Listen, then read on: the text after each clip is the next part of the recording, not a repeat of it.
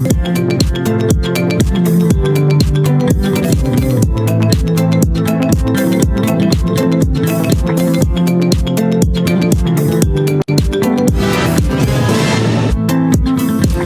Messieurs, bonsoir et bienvenue dans votre journal de 20h sur ORTM1. Voici les principaux titres de l'actualité. Crise au Moyen-Orient. Le Mali se mobilise pour faire face aux répercussions sur sa population. Le gouvernement engage des échanges avec les organisations féminines. Objectif, informer et sensibiliser les femmes particulièrement vulnérables sur les impacts réels de cette situation internationale sur notre pays. Lutte contre les trafics à Bamako. La brigade mobile, l'intervention frappe fort avec 2 saisies en une semaine. Des poulets avariés interceptés à Sébenikoro et quelques jours plus tard à Niamana, un véhicule transportant des détonateurs d'explosifs de mercure et de chanvre indien. Les détails dans ce journal. Cap sur le Maroc. Le roi Mohamed VI a procédé à l'ouverture du Salon international de l'agriculture, un rendez-vous majeur qui réunit plus de 1500 exposants venus de 70 pays. Le Mali y prend part avec plusieurs produits agricoles, notamment la mangue et le coton et l'anacarde. Le reportage de nos envoyés spéciaux à suivre. Et puis justice, un tournant majeur avec le nouveau code de procédure pénale. La suppression de certaines unanimités ouvre désormais la voie à des poursuites sans entrave, une évolution qui retrace le débat sur l'égalité de tous devant la loi. Ce sera dans la chronique judiciaire en fin de journal. Voilà pour les titres, le développement de ces informations dans un instant. Je le disais, la crise au Moyen-Orient continue de susciter des préoccupations à l'échelle mondiale. Au Mali, les autorités entendent anticiper ces répercussions. C'est dans cette dynamique que s'inscrivent les échanges entre la ministre de la Promotion de la Femme, de l'Enfant et de la Famille et les organisations féminines. Objectif, informer et sensibiliser les femmes particulièrement vulnérables sur les impacts réels de cette crise sur le pays. Mariam Koulibaly. Bien que géographiquement éloigné, le Mali, tout comme beaucoup de pays du monde, n'échappe pas aux effets de la crise au Moyen-Orient. À travers la présente rencontre, le ministre en charge de la promotion de la femme entend ainsi partager avec les femmes les impacts réels de cette crise sur notre pays et surtout les efforts déployés par le gouvernement malien. Les répercussions sont réelles et pour réduire ces effets sur les populations, le gouvernement a mis en place un plan de surveillance qui permet d'observer l'évolution de la situation. Et parmi ces mesures, on peut citer la subvention d'un montant près de 3 milliards de francs CFA par mois. Cela pour maîtriser le coût de carburant afin de ne pas dépasser la barre des 1000 francs. Venues de plusieurs horizons, les femmes ont soigneusement exprimé leurs préoccupations et formulé des propositions, le tout dans un dialogue franc et direct. Les difficultés ont toujours existé. Nous sommes un peuple travailleur et les femmes maliennes sont très engagées. Si les autorités nous accompagnent, ça ira pour le mieux. Ma proposition d'aujourd'hui, c'était d'inviter les femmes du Mali à plus de solidarité en termes d'entraide d'abord entre elles au sein des organisations féminines dont nous dirigeons. Après l'écoute des unes et des autres, le ministre a salué la résilience des femmes et pris bonne note des différentes problématiques exposées. Et dans un autre registre, place au dialogue direct entre gouvernants et citoyens, le ministre de l'Énergie et de l'Eau a échangé avec les jeunes de l'école de la citoyenneté. Au cœur des discussions, les défis persistants, les chantiers en cours et les ambitions affichées pour améliorer l'accès à l'eau et à l'électricité en face-à-face sans détour qui a permis d'éclairer les participants sur les actions concrètes du gouvernement. Reportage Bokari Koulibaly. Il est 7 heures au Palais des Pionniers, l'heure des échanges francs avec les membres du gouvernement. Ce mardi 21 avril, le ministre de l'Énergie et de l'Eau s'est prêté à l'exercice avec ouverture et disponibilité. Une tribune qu'il a accueillie sans détour. Nous avons rencontré des jeunes qui se posent des questions au quotidien par rapport à l'énergie et à l'eau. Nous les avons orientés à travers le système de production, le système de transport, le système de distribution et le rôle que chaque citoyen peut jouer pour que cette desserte puisse être quand même au souhait des citoyens. Dense, direct et sans langue de bois, le débat a rapidement pris de l'ampleur. Les participants engagés ont multiplié les questions. À l'issue des échanges, tous repartent avec une lecture plus claire des enjeux liés à l'eau et à l'énergie.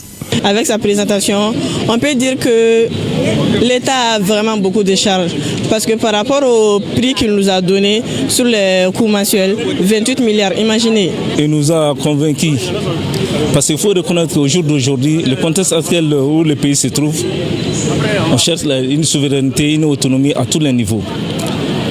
Vu le coût du transport, problème de distribution, de transformation de l'énergie au Mali aujourd'hui, j'ai un appel à lancer à la population de garder leur patience. Après près de 2 heures de discussion soutenue, le ministre prend congé avec la promesse de revenir poursuivre le dialogue. Et toujours dans cette dynamique citoyenne, à Cap-sur-Nioro du Sahel, le lancement de la 5e cohorte du programme de l'école de la citoyenneté a eu lieu ce samedi. 150 jeunes venus de Kaï, Nara et Nioro sont réunis pour 8 jours d'engagement, d'apprentissage et d'action citoyenne avec une ambition claire, contribuer à bâtir et défendre un Mali nouveau. Moussa Diakité pour le reportage. Pour cette 5e cohorte du programme à l'école de la citoyenneté, la région de Nioro a eu l'honneur d'accueillir 150 jeunes venus des régions de Kaï, Nara et Nioro.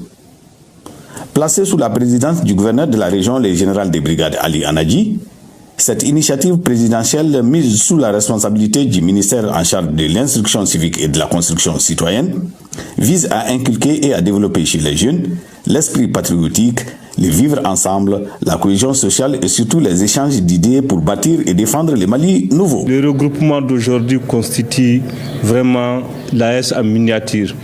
Un peuple, un destin et dans un même espace. Les jeunes qui sont venus se sont engagés et vont engager tout le reste de la jeunesse.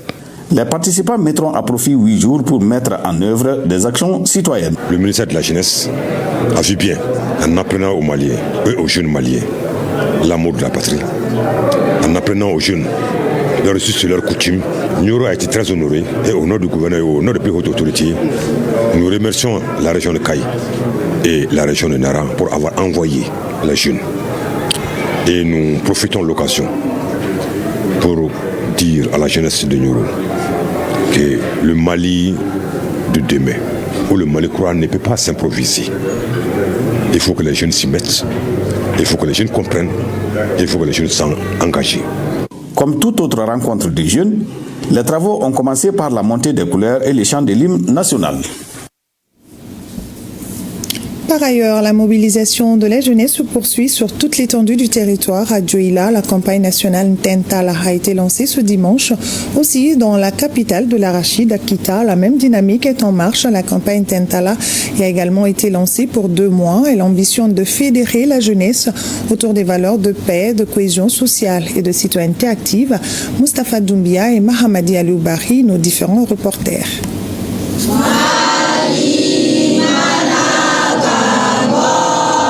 L'intonation de l'hymne national du Mali et la signature des engagements en faveur de la paix sont 2 actes symboliques de ce lancement de la campagne nationale Ntentala.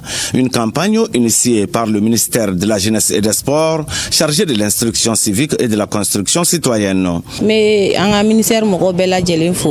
remercions le ministère de la Jeunesse pour cette initiative. La campagne s'étend sur 2 mois environ. Durant cette période, nous allons dans les communes et les villages pour sensibiliser les jeunes sur le terrorisme, la désinformation, la trahison et d'autres thématiques. J'invite les jeunes à mieux s'impliquer et à honorer leurs engagements. Le lancement est marqué par une conférence sur des thématiques en lien avec le terrorisme, la désinformation, l'amalgame et la trahison. Un cadre d'échange qui a renforcé la compréhension de certaines valeurs par les jeunes. La conférence a été un plus pour nous, surtout pour moi précisément, parce qu'il y avait beaucoup de notions que la jeunesse avait tendance à oublier, surtout la trahison. On ne doit pas trahir son État, on ne doit pas trahir sa patrie. Cette initiative arrive à un moment crucial de notre histoire. Un moment où notre nation, le Mali, a plus que jamais besoin de l'engagement conscient, responsable et patriotique de sa jeunesse. Le lancement de la campagne Ntala a mobilisé la jeunesse, les chefs de service, les notabilités et d'autres forces vives de Dioïla. Ces propos donnent ainsi le top départ des 2 mois de sensibilisation de la campagne nationale du Conseil régional de la jeunesse de Kita Ntala, jeunesse rempart de la nation, non à la corruption. Cette initiative d'envergure nationale du ministère de la jeunesse et des sports chargé de l'instruction civique et de la construction citoyenne vise à mobiliser la jeunesse malienne autour d'un idéal commun, la paix, la cohésion sociale et la citoyenneté active. Il est très judicieux de sensibiliser cette couche-là et de demander l'engagement de cette couche pour vraiment éradiquer tous ces maux-là qui freinent le développement de notre pays. Ces cadres de dialogue permettent ainsi de renforcer la confiance entre les différentes composantes de la nation et de promouvoir une compréhension mutuelle des enjeux sécuritaires et sociaux. Nous sommes très contents, nous sommes très heureux que ces jeunes-là aient pris conscience devant tout le monde de s'engager à ne pas se laisser enrôler par les extrémistes, de ne pas trahir le peuple, de prendre l'engagement pour ne pas faire la trahison de notre pays. Nous devons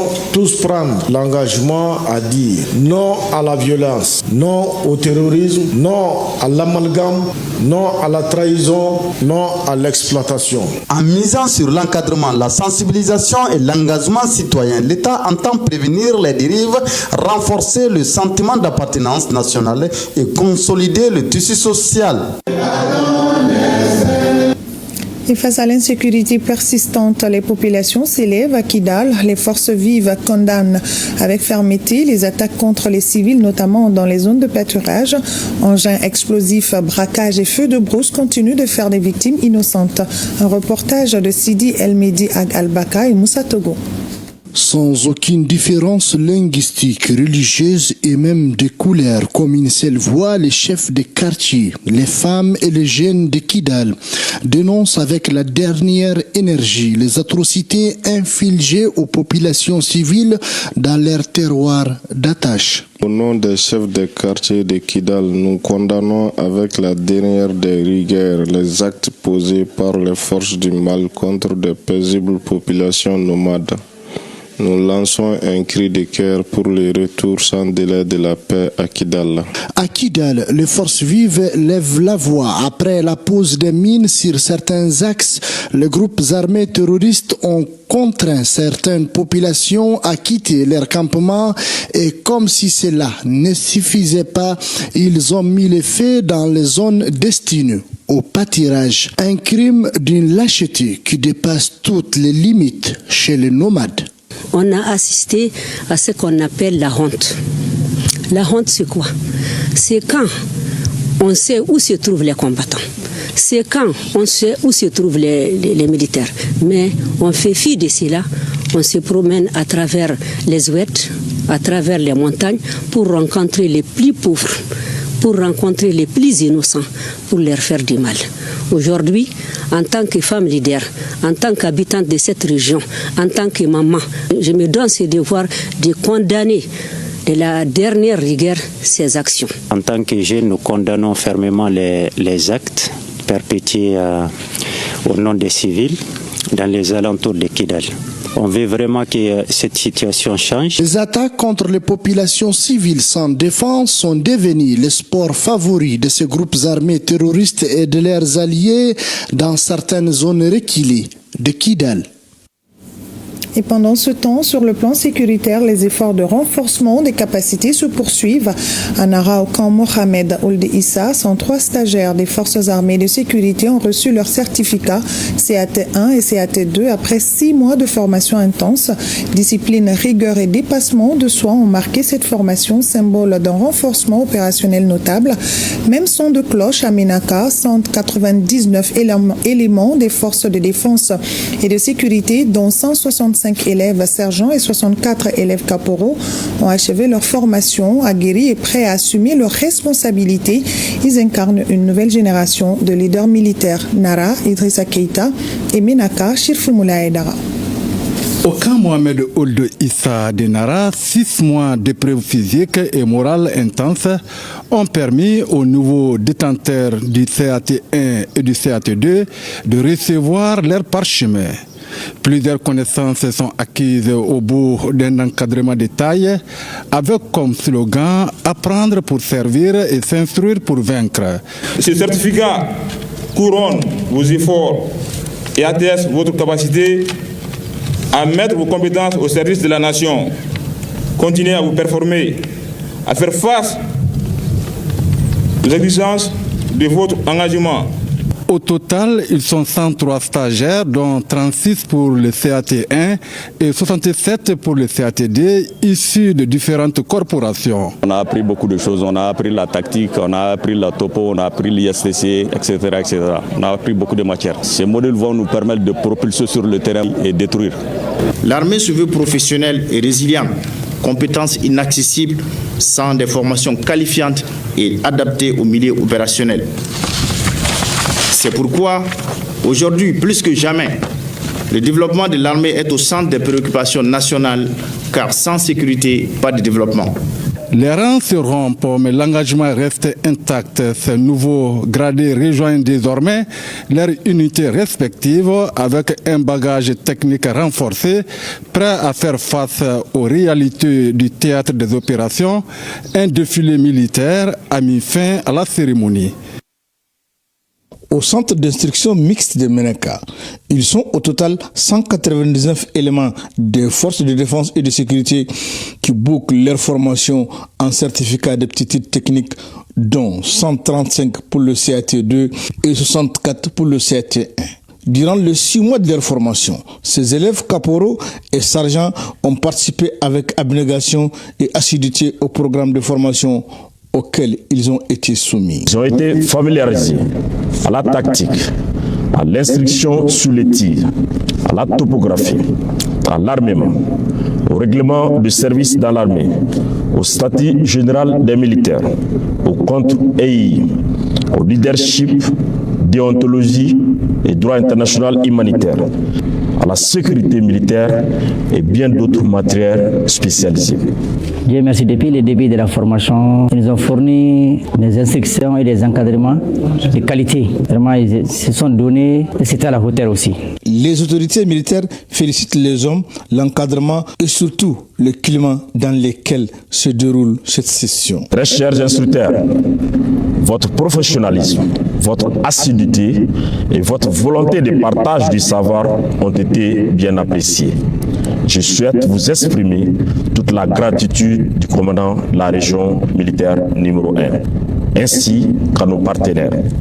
Ces 199 éléments issus de différentes corporations de forces de défense et de sécurité quittent le centre d'instruction mixte de Menaka, mieux préparés à relever les défis qui les attendent. Les œuvres sociales du président de la transition se poursuivent sur le terrain. La population de Yirimadio a été dotée de 2 forages. À travers l'offre de forage, les autorités entendent améliorer l'accès à l'eau potable pour de nombreuses communautés, contribuant ainsi à soulager les populations et à renforcer leur résilience face aux difficultés. Awa Adaman Koulibaly et Gausso Ashtouri. Sur le flanc de la colline de Yirimadio Dibo, au pied du tout nouveau forage, des rangées de bidons attendaient l'instant décisif. Hommes, femmes et enfants avaient les regards tournés vers l'ouvrage, impatients de voir jaillir les premiers litres d'eau des robinets installés sur le site.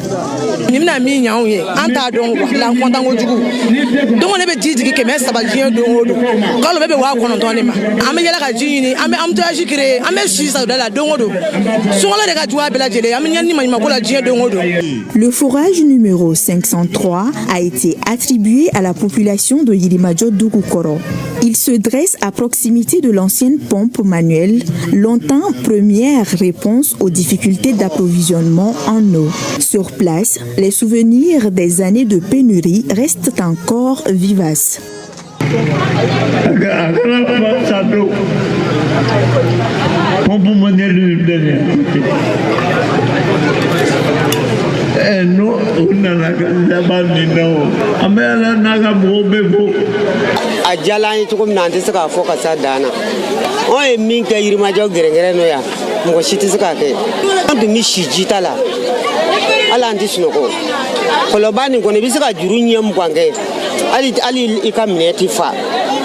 Aujourd'hui, la dynamique change avec une volonté affichée d'impliquer davantage les autorités coutumières dans la gestion durable et efficiente de ces infrastructures hydrauliques. Au début de l'attribution de ces forages, c'était sur base de demande. Les gens écrivaient des demandes que la commission des œuvres sociales étudiait et soumettait au président et le président validait. Aujourd'hui, nous avons associé les chefs des villages afin qu'eux-mêmes ils puissent nous indiquer où on peut faire ces forages-là parce qu'ils sont plus aptes à décider où on a le plus besoin d'eau. Dans cette zone rocheuse, les travaux de forage représentent un véritable défi technique. Les ingénieurs n'atteignent souvent la nappe phréatique qu'à partir de 170 à 200 mètres de profondeur, parfois bien au-delà.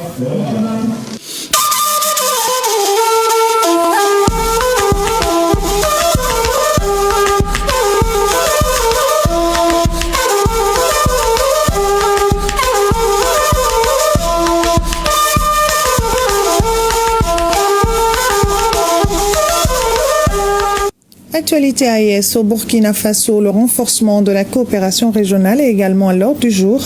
Dans ce cadre, le président en exercice de l'Union africaine est en visite à Ouagadougou. Il a notamment visité des infrastructures socio-économiques dont une usine de transformation de blé et les installations de l'agence Fasomebo. Nyakiteda. Au palais présidentiel de Koulouba, le Burkina Faso et le Sahel s'ouvrent à l'Afrique tout entière. Sur le tapis rouge, le président en exercice de l'Union africaine, le président burundais, le général Évariste Ndayishimiye. Auprès de son homologue burkinabé, le capitaine Ibrahim Traoré, il prend la température réelle de l'espace confédéral. Et maintenant, je connais la réalité objective de la région du Sahel et aussi du peuple burkinabé et je compte dresser un bon rapport qui sera un rapport objectif que je vais présenter à l'Union africaine et j'espère que sur base de ce rapport, les relations vont encore une fois se renforcer et on pourra aller ensemble vers un avenir commun. En entendant le rapport, le missionnaire de l'UA fonde l'espoir que sa visite soit le début d'une vraie union. L'Union africaine doit constituer un pont solide qui va lier le peuple burkinabé aux peuples africains, les institutions burkinabées et d'autres institutions africaines. Donc, je suis venu effectivement pour cimenter ce pont, pour discuter sur des questions diverses, surtout les questions concernant la lutte contre le terrorisme dans la région du Sahel, mais aussi la voie de stabilisation de ces pays et comment aussi renouer les bonnes relations. Le président de l'Union africaine loue déjà la solidarité entre les États de la Confédération de l'AES. Il salue en outre l'amour patriotique, le soutien et l'engagement du peuple burkinabé aux côtés de son leader, le capitaine Ibrahim Traoré, dans la guerre contre le terrorisme et pour la souveraineté et qui place le pays résolument sur la voie de la stabilité. Je félicite aussi le peuple burkinabé de son amour patriotique, de son soutien derrière son président. Je profite de cette occasion aussi pour féliciter mon frère, camarade Ibrahim Traoré, pour son courage, son dévouement, son engagement pour la paix et la stabilité dans son pays. Le président en exercice de l'Union africaine, le président burundais, le général Évariste Ndayishimiye, quitte le Burkina Faso et le Sahel avec des informations réelles de la région. Il garde surtout une image positive du Burkina Faso et se fait le devoir de produire un rapport objectif qui donne la face réelle du Sahel. Et au Niger, la coopération entre acteurs du secteur éducatif se consolide. Le Premier ministre Halima Aman Lamine Zen a clôturé la revue du secteur de l'éducation et de la formation couvrant les années 2023 à 2025. 4 jours d'échanges qui ont abouti à des résultats jugés probants. Compte rendu Aïchatou Bawa. La tenue au Niger de la revue du secteur de l'éducation et de la formation, gouvernement, partenaires techniques et financiers, société civile, en cette ère de la refondation, revêt une importance toute particulière car elle touche un des piliers essentiels de tout développement durable, l'éducation, levier incontesté de transformation sociale. Après 4 jours d'intenses travaux menés avec rigueur et engagement aussi bien en commission qu'en plénière, les participants à cette revue ont abouti à des recommandations pertinentes et constructives. À l'endroit du gouvernement, relancer le processus de la mise en œuvre de la réforme curriculaire en vue d'adapter les programmes d'enseignement aux réalités nationales. Créer un plan d'urgence en vue d'accroître et diversifier les offres scolaires, professionnelles, techniques et universitaires. À l'endroit des ministères en charge de l'éducation et de la formation. Accélérer le processus d'adoption de la stratégie inclusive des personnes handicapées en vue de prendre en compte les enfants à besoins spécifiques. Renforcer la synergie d'action entre les ministères en charge de l'éducation et de la formation pour la promotion des STEM et orientation scolaire.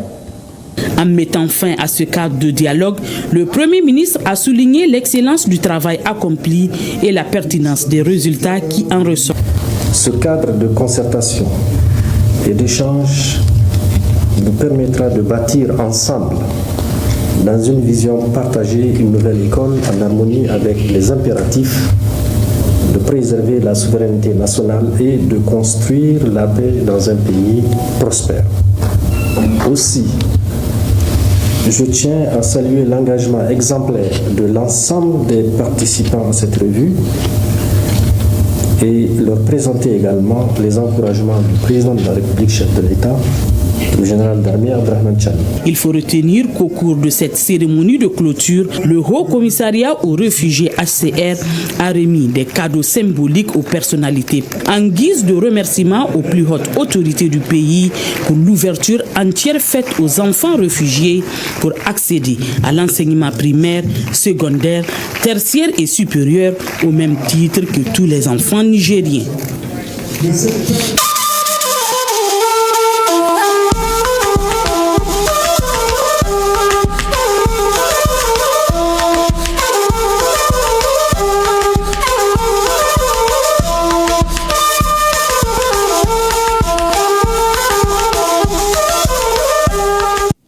Toujours hors de nos frontières, clôture cet après-midi à Dakar de la 10e édition du Forum sur la paix et la sécurité, axé cette année sur la souveraineté des États. Le Mali était représenté par son ministre des Affaires étrangères et de la coopération internationale, Abdoulaye Diop. Au cours des différents panels, le chef de la diplomatie malienne a exposé la situation que vivent les Maliens ainsi que les réalités partagées par les peuples de l'AES. Selon lui, le temps des discours est révolu, laissant place à des actions concrètes à l'image des initiatives engagées par les pays de l'AES dont les dirigeants se veulent à l'écoute de leur population. Il répond aux questions de notre envoyé spécial à Dakar, Mohamed Diarra, avec le concours de la RTS.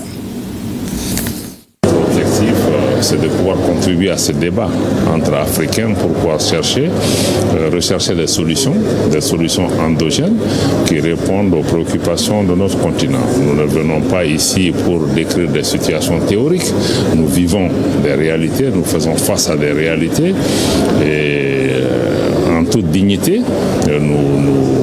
nous faisons des efforts pour faire face à ces situations et faire en sorte que les gens comprennent ce qui se passe dans nos pays, et notamment dans le cadre de la lutte contre le terrorisme qui exige aujourd'hui de nos pays de pouvoir renforcer les capacités de nos forces de défense et de sécurité, mais de trouver les stratégies nécessaires en comprenant, comme les responsables du forum le font, que c'est vrai, il y a la lutte contre le terrorisme et l'insécurité, mais la dimension sécuritaire, elle seule, n'est pas la seule dimension. Il y a des dimensions économiques, il y a des dimensions idéologiques, il y a des dimensions en termes de communication, mais aussi même des dangers que peuvent représenter les nouvelles technologies. Ce qui est important, c'est pour nos pays de pouvoir travailler à promouvoir une sorte d'autonomie stratégique de l'Afrique. Parce que quand nous parlons même de souveraineté, en quelque sorte, c'est pour nous aider à avoir une autonomie sur le plan économique, sur le plan politique, pour dessiner nous-mêmes des solutions, tout en restant ouverts aux autres. Nous espérons que les débats à Dakar permettent aujourd'hui, au-delà des belles recommandations, surtout de sortir des stratégies et des actions qui permettent aux pays de mieux travailler ensemble, de renforcer la solidarité entre les pays africains, de renforcer la coopération régionale dans la sincérité, dans la transparence, mais d'abord en comptant sur les capacités des Africains, les moyens des Africains, et que l'action de nos partenaires doit s'inscrire dans le cadre du renforcement du travail des Africains et non de venir en tout cas dicter des solutions qui ne vont pas dans le sens de nos intérêts. L'AES a toujours été ouverte. L'AES est une confédération qui est fondée sur les 3 piliers, la défense et la sécurité, la diplomatie et le développement, et le souci de compter sur nous-mêmes, sur nos propres capacités, nos propres moyens pour faire face à nos défis.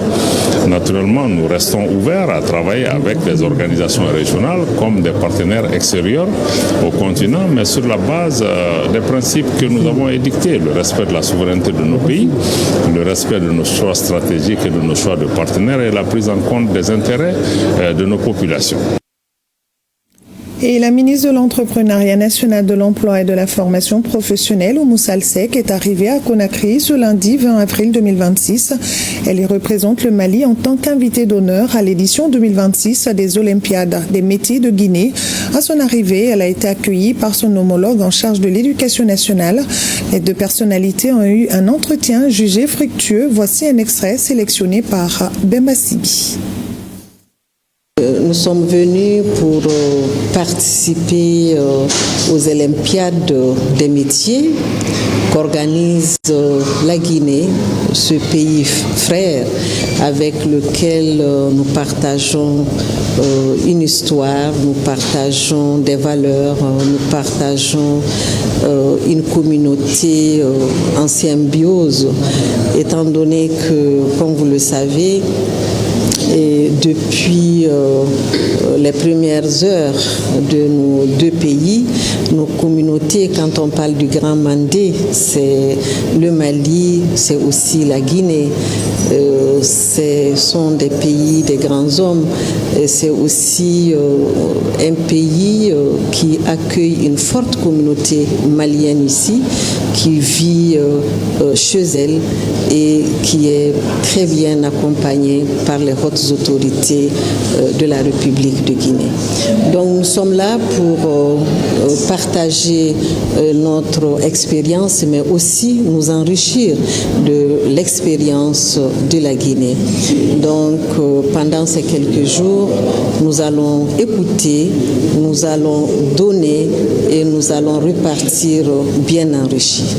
Et c'est l'occasion pour moi de transmettre les salutations fraternelles de son Excellence le président de la transition, le général d'armée Assimi Goïta, à son frère et ami, le président Mamadi Doumbia.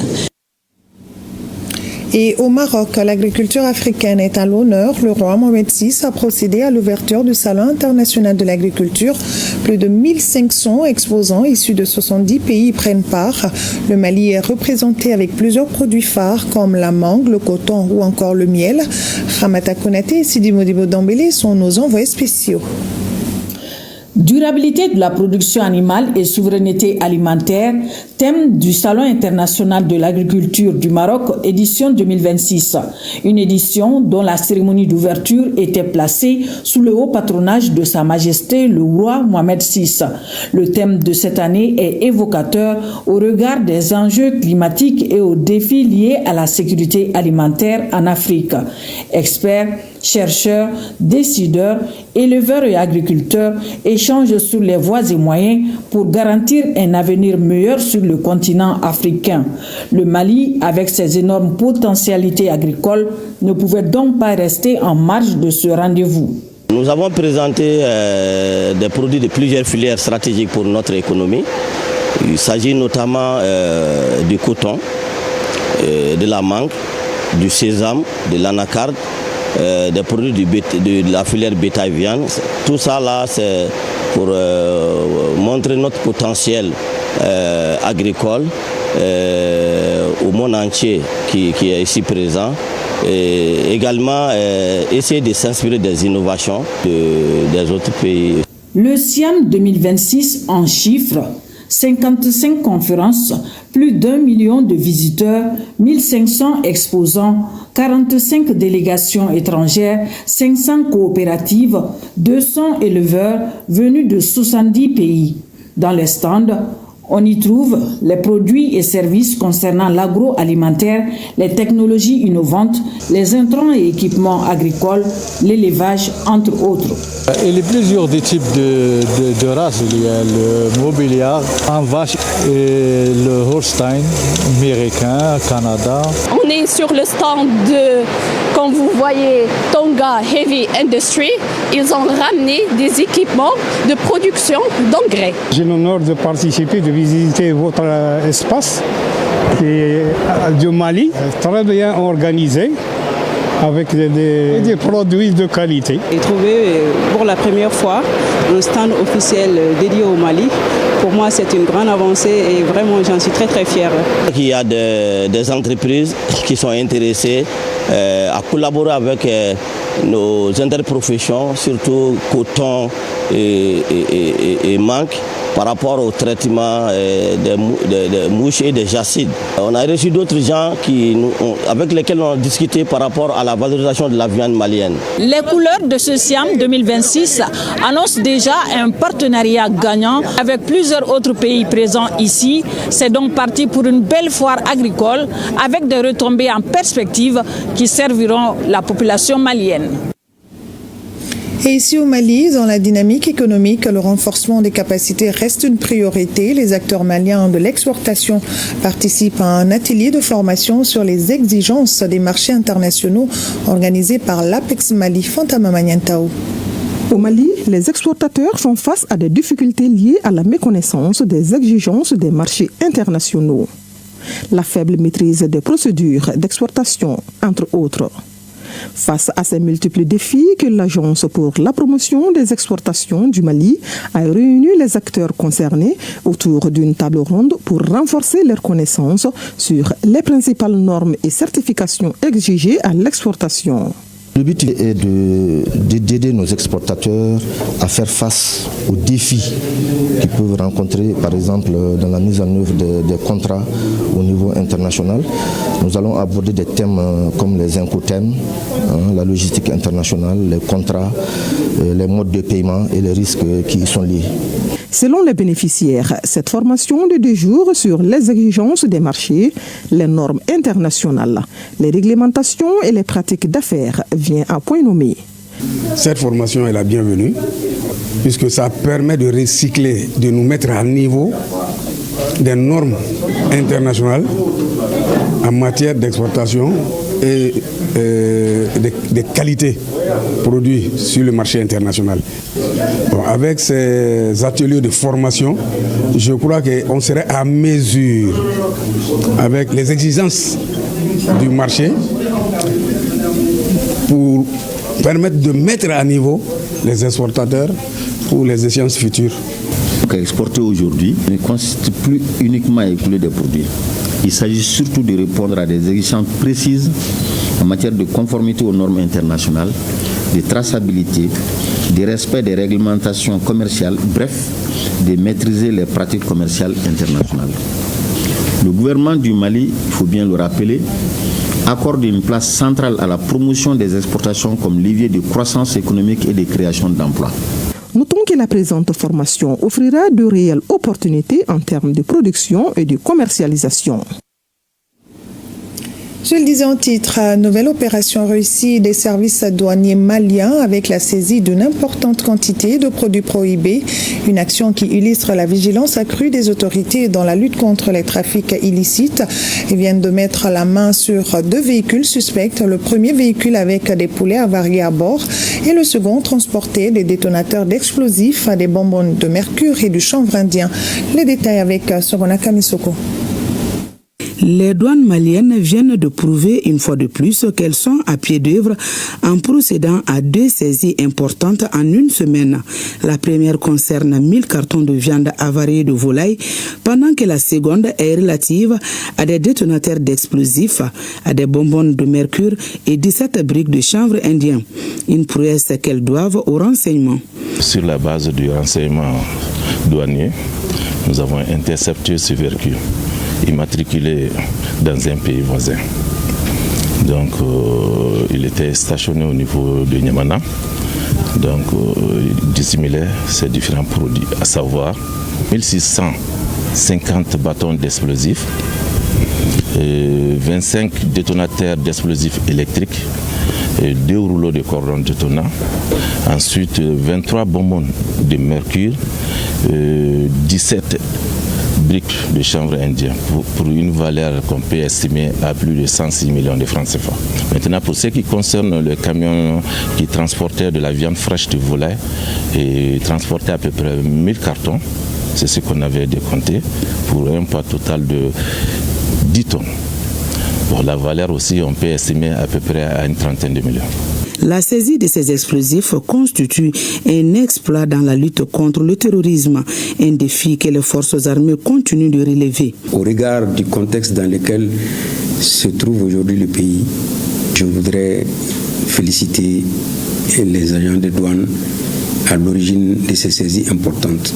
Cela est toujours nécessaire, sinon même indispensable pour la réussite de nos missions. L'accompagnement, en l'occurrence, de la population, en tout cas en mettant à disposition de nos services et tout fait dont ils auront eu connaissance et qui soit en rapport avec les sujets dont on vient d'évoquer. Si le renseignement douanier fonctionne, au bout, il n'y a que l'efficacité. Ces poulets avariés et le chanvre indien saisi seront détruits. Quant aux explosifs, ils seront remis aux spécialistes en la matière. Bravo à la douane malienne pour sa vigilance. Nous restons avec la douane où la reconnaissance du mérite était au rendez-vous. 23 agents des douanes ainsi qu'un opérateur économique à titre posthume ont été décorés pour leur engagement et leur loyauté au service de la nation. Siaka Konaté et Moulay Sidibé. La reconnaissance du mérite à la douane. L'administration douanière décore 20 agents en activité, un à la retraite, l'ancien directeur général Amadou Toukoula et 2 agents tombés sur le champ d'honneur pour services rendus à la nation. Leur loyauté et leur engagement leur valent la médaille d'honneur des douanes.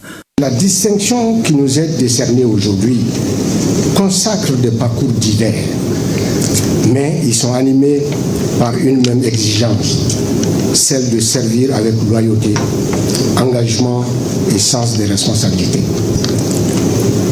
Tous ont contribué en leur manière au rayonnement et à l'efficacité de cette administration des douanes. Cette diversité illustre une vérité essentielle. C'est que la douane est une institution régalienne ouverte au cœur des réseaux d'acteurs dont la complémentarité est indispensable à l'accomplissement de cette mission. Félicitations du représentant du comité syndical qui appelle ses collègues encore en activité à s'investir pour mobiliser plus de recettes. J'invite vraiment tous les douaniers à doubler d'efforts pour que chacun vraiment dans son coin puisse faire le travail qui a été dévolu. Parce que là, j'invite encore les nouveaux et anciens inspecteurs et tous les douaniers à doubler d'efforts pour que les autres recettes anciennes pour cette année soient au moins dépassées.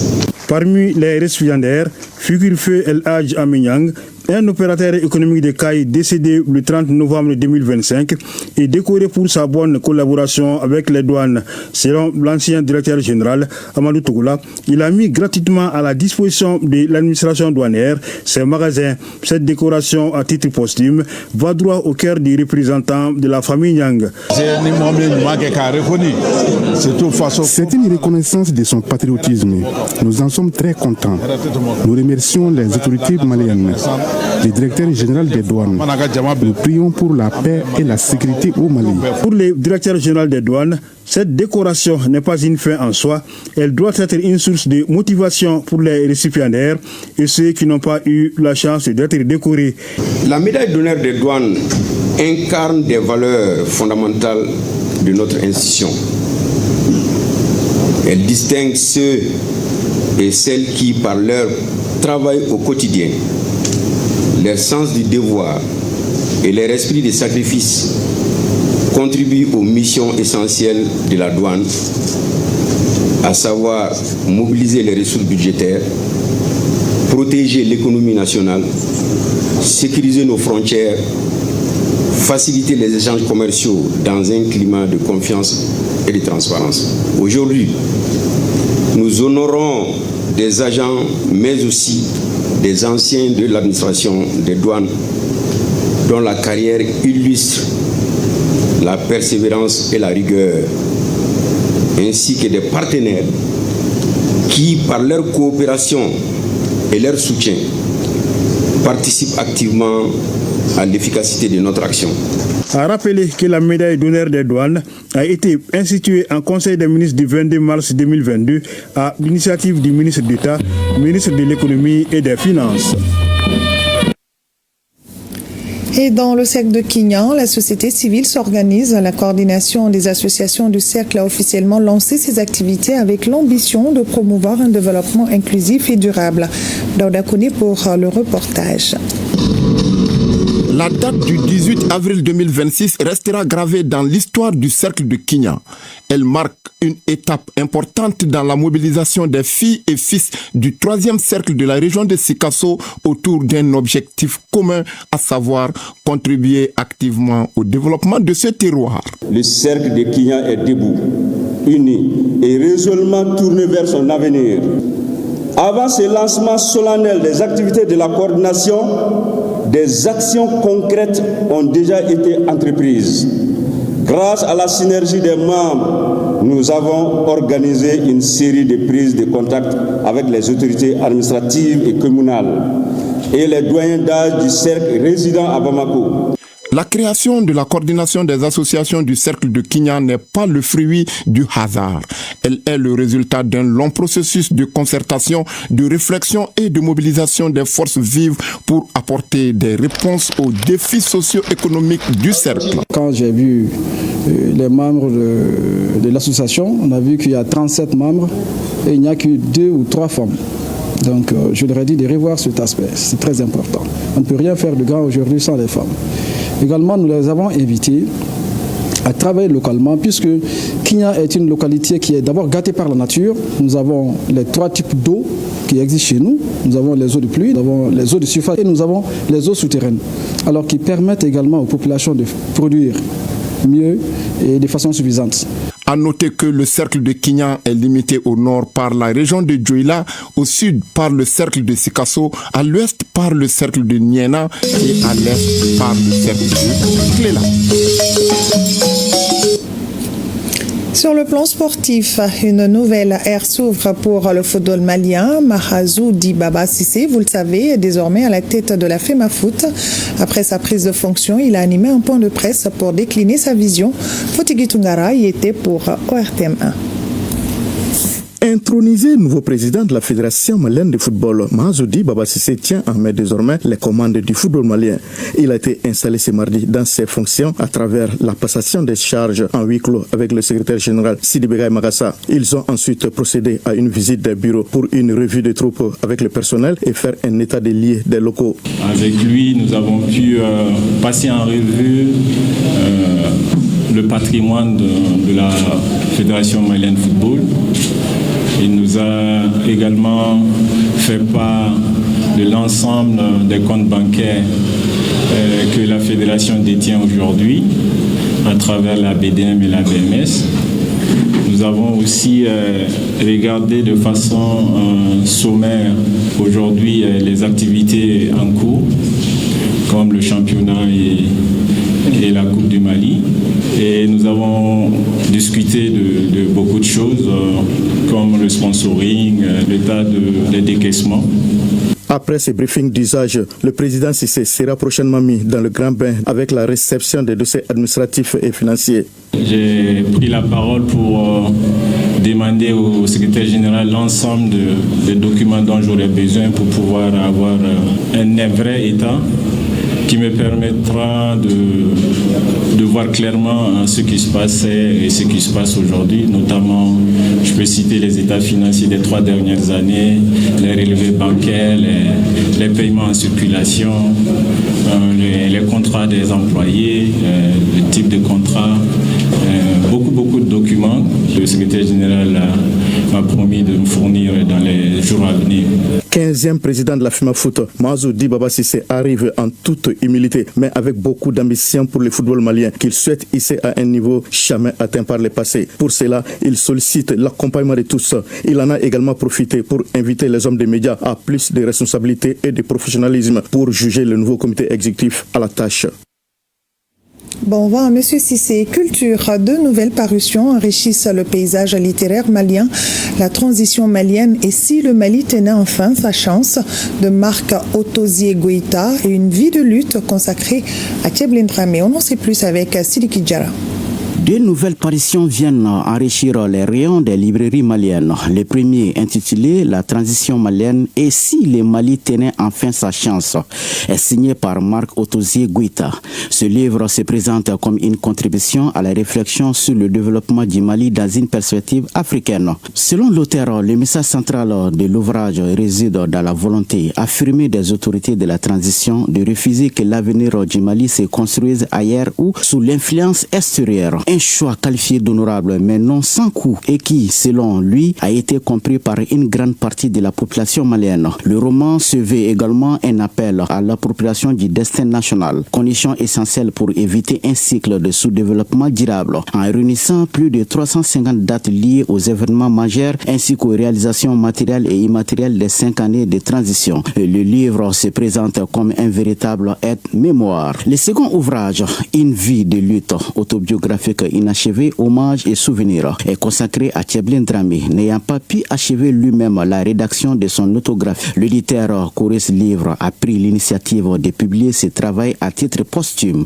Structuré en 2 parties, l'ouvrage propose d'abord autographie inachevée qui restitue fidèlement le manuscrit laissé par l'auteur. La seconde partie, intitulée Hommage et souvenirs, rassemble les témoignages rendus à l'ancien diplomate et homme d'État après son décès survenu le 12 août 2025 à Paris. À travers ce récit, c'est à la fois le parcours personnel et politique de Tieblin Dramé qui est retracé, mais aussi une partie de l'histoire contemporaine du Mali et de l'Afrique. L'ouvrage met en lumière plusieurs thématiques majeures, notamment l'engagement étudiantin et syndical, la prison, l'exil, la lutte pour la démocratie et la liberté d'expression, la défense des droits de l'homme ainsi que les processus de dialogue et de paix. On en vient à la chronique judiciaire. Sur le plan judiciaire, une réforme majeure suscite le débat. La suppression de certaines immunités introduites par le nouveau code de procédure pénale ouvre la voie à une justice plus équitable, mais soulève également de nombreuses interrogations. Garibou Pérou et Sidiki Koulibaly nous en disent plus. Il fut un temps où une procédure difficile à ébranler était accordée à certaines fonctions. L'immunité telle qu'elle était pratiquée constituait une véritable barrière procédurale, retardant ou empêchant l'action de la justice. La Constitution de 92, à son article 62, une disposition in fine qui disait que l'Assemblée nationale peut requérir la suspension de la procédure des poursuites. Cela suspendait carrément toute l'action judiciaire en marche. Jusqu'à quand, ce n'était pas défini. Mais aujourd'hui, nous avons une visibilité très claire, que ce soit une juridiction ordinaire ou spécialisée. Une fois qu'elle est saisie, elle ira à son terme. La suppression, elle n'est pas totale. Elle a été très allégée.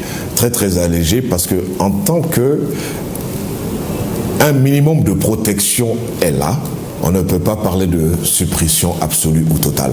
Allègement ou suppression, l'histoire récente garde en mémoire des affaires de trafic de passeports diplomatiques ou encore des usages détournés de notes verbales. Dans ces situations, les auteurs présumés échappaient bien souvent à toute mesure contraignante. Pour le juge, la tâche était ardue. Engager des poursuites demandait au préalable une levée d'immunité, procédure longue, complexe et incertaine, assimilable à un véritable parcours du combattant. Ainsi, dès lors qu'une personnalité était impliquée, les dossiers en pâtissaient, s'enlisant dans des lenteurs préjudiciables à la manifestation de la vérité. Le motif d'allègement, c'est que nul ne puisse échapper, se soustraire à la loi pour des crimes et délits qu'il aurait commis. C'est le motif sacro-saint d'un état de droit.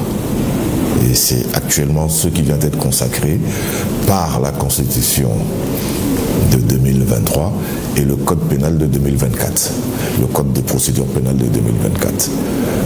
Il n'est pas loisible pour un magistrat de voir un justiciable porter plainte et surtout un procureur de surcroît, de ne pas pouvoir mettre l'action publique en mouvement parce que pour telle ou telle X raison. Mais aujourd'hui, cela n'est plus possible.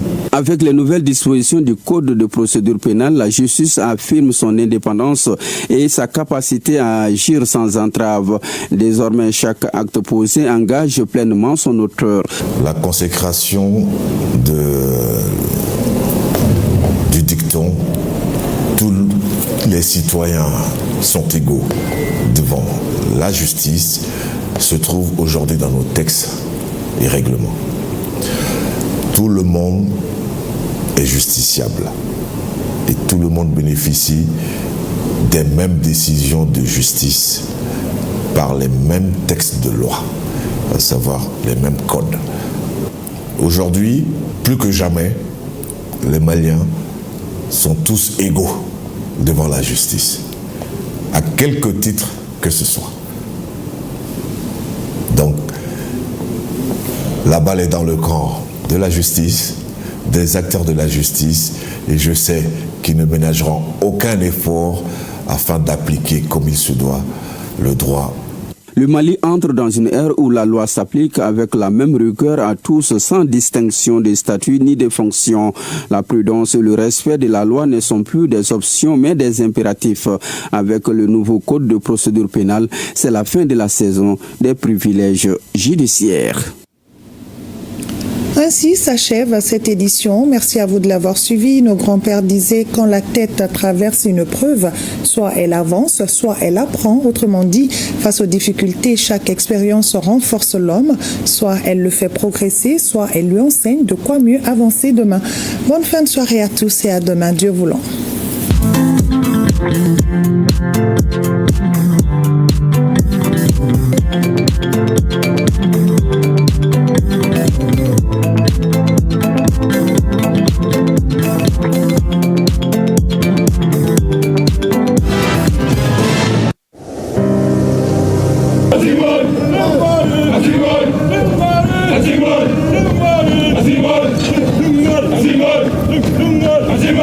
Nous laissons derrière nous tout ce que nous avons de plus cher. Enfants, épouses, amis, pères et mères. Fièrement, nous répondons à l'appel du devoir. Pour que les déplacés et les réfugiés rentrent à la maison. Pour que nos enfants reprennent le chemin de l'école. Pour que jaillisse la lumière de la réconciliation entre les peuples, pour le Mali, pour la patrie. Cette voie, nous l'avons choisie au prix de nos vies. Nous défendrons nos couleurs. Et si nous laissons derrière nous veuves et orphelins, nous vous prions, prenez soin d'eux.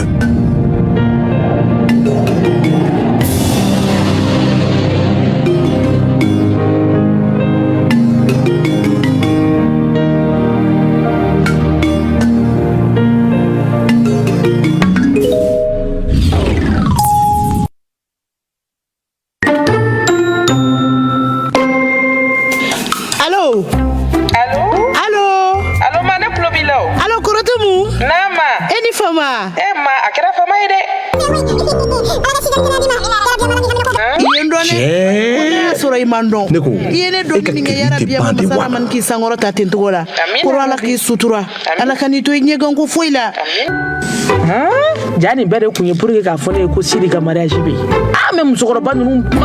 Aujourd'hui, chaque recharge vous rapporte 200% de bonus. Ce mardi 21 avril, profitez de 200% de bonus sur Nafama, carte à gratter et Orange Money et profitez-en au maximum. Oui, 200% en rechargeant vite votre compte sur l'application Maxit Mali. Si vous ne l'avez pas, téléchargez-la sur Play Store ou App Store ou alors composez le dièse 144 dièse 21 dièse. Orange est là.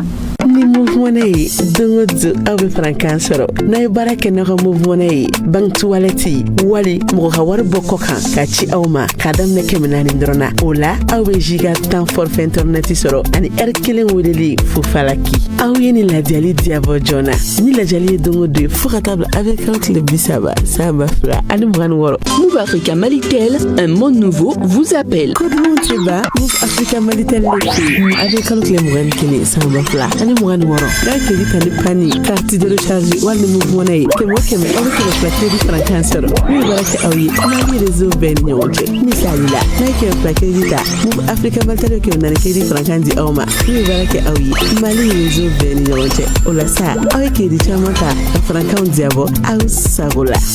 Move Africa Malitel, un monde nouveau vous appelle. Ima gobe forfait dans romani na wa ni meme Move Africa Malitel no ga awi ni ke me konontoyi awe giga tan woro soro o koro e giga kilo giga kiri o ka sarata e bidru ni woro ani murumuru nani wa awe barake awi fo kalo kilen kono. Move Africa Malitel, un monde nouveau vous appelle. Sous le parrainage de M. Mahmoud Affé, ministre de l'Artisanat, de la Culture, de l'Industrie hôtelière et du Tourisme et de la marraine Babani Koné.